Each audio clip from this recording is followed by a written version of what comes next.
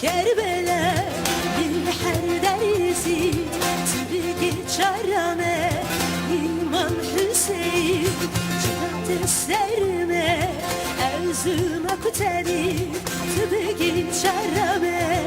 İmam Hüseyin Hey dost, hey dost, hey dost İrim Hüseyin Hey dost, hey dost, hey dost Şahım Hüseyin Hey dost, hey dost, hey dost İrim Hüseyin Hey dost, hey dost, hey dost Şahım Hüseyin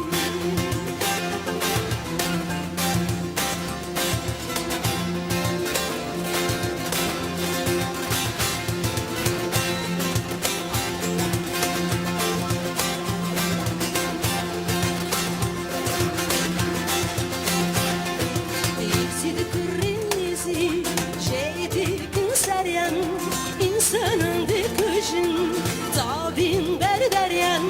Erciveki halki ve hakkı khoygeryen Tıbıki çarame İmam Hüseyin Avar tıbıkice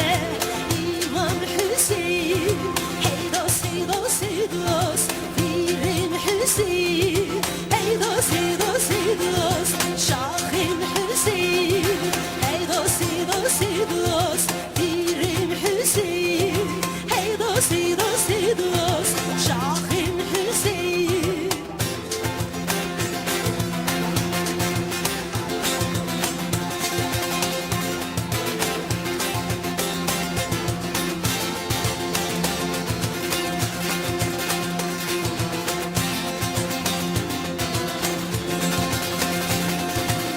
Ya teşekkürler dermane Dıhvez yetemni Eşku eleme Şehidin Kerbela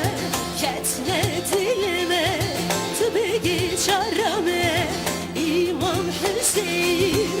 Var tıbıkice İmam Hüseyin Hey dost, hey dost, hey dost Birim Hüseyin Hey dost, hey dost, hey dost Şahım Hüseyin Hey dost, hey dost, hey dost Birim Hüseyin Hey dost, hey dost, hey dost Şahım Hüseyin Hey dost, hey dost, hey dost Birim Hüseyin Hey dost, hey dost, hey dost Şahım